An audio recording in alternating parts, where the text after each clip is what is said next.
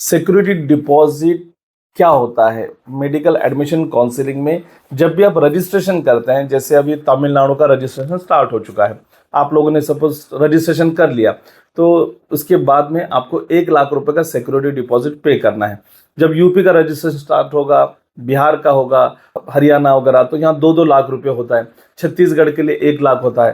तो ये security deposit आपको at the time of registration ही पे करना है, तभी जाकर आप उस स्टेट के काउंसलिंग में सहभाग हो सकते हैं। अब यहाँ पर बात ये आती है कि किसी राज्य के रूल अलग हैं, किसी राज्य के अलग हैं, लेकिन मैक्सिमम रूल तो ये है, 1-2 राज्यों को छोड़कर, कि पहले अगर आपको पहले राउंड में सीट अलॉट होती है और आप नहीं ज्वाइन करते तो आपको सिक्योरिटी डिपॉजिट सेफ रहेगा। लेकिन दूसरे राउंड से फिर ये रूल तो सभी स्टेट को लागू है कि अगर आपको सीट अलॉट नहीं होती तो आपको आपका सिक्योरिटी डिपॉजिट वापस होगा।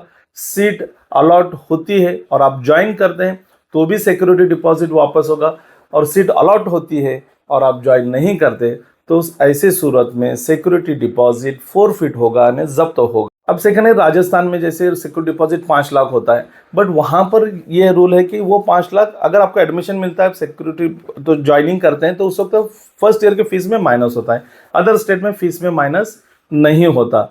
सिक्योरिटी डिपॉजिट आप जिस अकाउंट से कर रहे हो उसी अकाउंट में वापस आता है, इसलिए अपने या अपने भरोसेमंद रिलेटिव के अकाउंट से ही करें, ताकि जब पैसे वापस आए तो आपको मिल जाए। उसी तरह डीम्ड के लिए भी 2 लाख रुपए होता है। आयुष में AA CCC के 50,000, और कुछ स्टेट में जैसे महाराष्ट्र में आयुष का एक प्राइवेट कोटा का राउंड आता है, उसमें भी 50,000 का होता है। तो सिक्योरिटी डिपॉजिट जब आप मल्टी स्टेट काउंसलिंग कर रहे हैं तो फिर आप कितने राज्यों का सिक्योरिटी डिपॉजिट भरोगे? 2 यहीं पर आपका 8 से 10 लाख रुपए फंस सकता है। तो आपका स्कोर और बजट के हिसाब से पहले आइडियल के प्लेटफॉर्म से इंफॉर्मेशन लीजिए, गाइडेंस लीजिए, और उसके बाद ही स्टेट के रजिस्ट्रेशन कीजिए। Thank you.